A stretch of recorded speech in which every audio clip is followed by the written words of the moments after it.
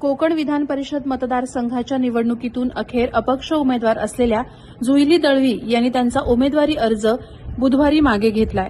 बुधवारी मंत्री भरत गोगावले यांचे पुत्र विकास गोगावले हे रत्नागिरीत हजर होते. जुईली यांच्या वतीनं विघ्नेश माळी हे सूचक होते. त्यांनी हा उमेदवारी अर्ज मागे घेतला. जुईलीची तब्येत नीट नसल्यामुळे ती येऊ शकली नाही असं विकास गोगावले यांनी पत्रकारांशी बोलताना सांगितलं. यावेळी बोलताना विकास गोगावले म्हणाले, की जुईली दळवी यांच्याबाबत निर्णय काय होणार. भरत गोगावले यांच्याकडे जबाबदारी या निवडणुकीची दिली गेली. त्यांनी मागच्या काही दिवसांमध्ये आमदाराशी देखील संवाद साधला. तुम्ही आलेला आहात, जुईली दळवींचे प्रतिनिधी म्हणजे जे काही सहकारी आहेत त्यांच्या मतदारसंघातले ते आलेले आहेत. नेमका निर्णय काय झाला आणि कुणी घेतलाय उमेदवारी अर्ज मागे किंवा अपडेट्स आहेत? नाही, जुई दळवी यांचा आत्ताच आम्ही उमेदवारी अर्ज या ठिकाणी मागे घेतलेला आहे. आपल्या सर्वांना कल्पना असेल की राज्याचे उपमुख्यमंत्री आदरणीय एकनाथजी शिंदे साहेब यांच्या नेतृत्वाखाली जो काही निर्णय आणि जो काही पक्षाचा आदेश असतो त्या आदेशाचं तंतोतंत पालन करणारे आम्ही सर्व कार्यकर्ते आहोत.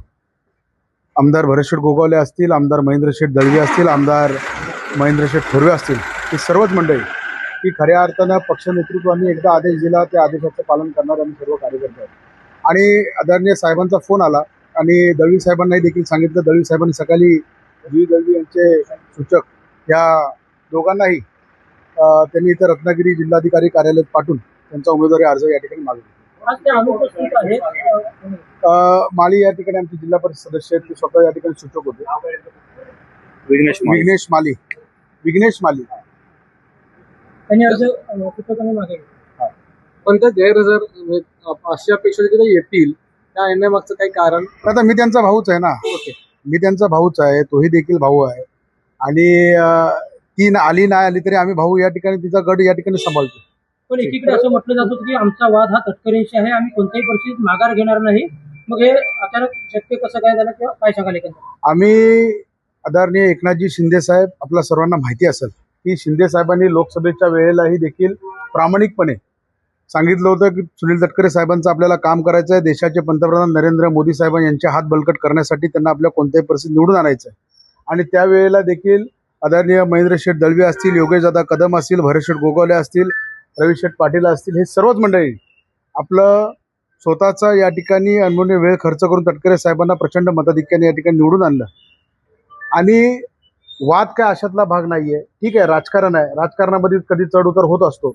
आणि काही गोष्टी काल आम्ही बसल्यानंतर आमच्या पक्ष नेतृत्व असेल, राष्ट्रवादी काँग्रेस पक्षाचं, आम्ही सर्वच फक्त त्या बैठकीला पक्षाच्या मिटिंगला सर्वच शिवसेनेचे आमदार मंत्री या ठिकाणी उपस्थित आणि त्यामध्ये एक तोडगा निघाला. त्या तोडग्यावरती आजही या ठिकाणी माघार घ्यायचं ठरलं. पालकमंत्री संदर्भात हा तोडगा निघालाय का किंवा नाही, पालकमंत्रीचा आदेश आदरणीय महाराष्ट्र राज्याचे मुख्यमंत्री माजी सन्माननीय एकनाथजी शिंदे साहेब आणि उपमुख्यमंत्री हे या ठिकाणी घेणार आहेत. आदरणीय फडणवीस साहेब घेणार आहेत, सुनित्रा काके या ठिकाणी निर्णय घेणार आहेत आणि त्याचा निर्णय आपल्याला समजेल.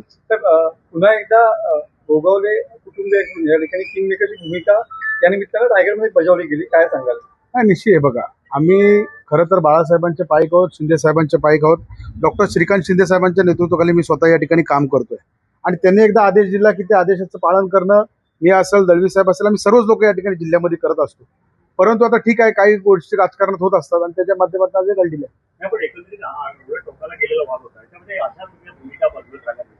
पक्षाचं हित सांभाळताना कार्यकर्त्याचं कुठेतरी खच्चीकरण होतं असं वाटत नाही, कार्यकर्त्याचं खच्चीकरण होणं आता कार्यकर्त्यांना तर आम्हाला सांभाळावंच लागणार आहे. प्रत्येक कार्यकर्त्याला वाटतं की आपल्या नेत्यांनी कधी तह करू नये, परंतु ज्या वेळेला राजकारणातल्या काही गोष्टी त्या दिशेने घडामोडी घेत असतात त्यावेळेला त्या पद्धतीने तसं पाऊल आपल्याला योग्य वेळेला उचलावं लागतं आणि म्हणून आज योग्य वेळ आली. पण अशी काय वेळ आली की सूचकाला या ठिकाणी अर्ज मागे घ्यायला? नाही, तिची तब्येत थोडीशी बरी नसल्यामुळे ती आज या ठिकाणी येऊ शकली नाहीत आणि म्हणून तिची सह्या देऊन आमच्या मालीला या ठिकाणी पाठवलं. तोही देखील माझा सहकारी जिल्हा परिषद सदस्य माझ्यासोबत या ठिकाणी काम करतो.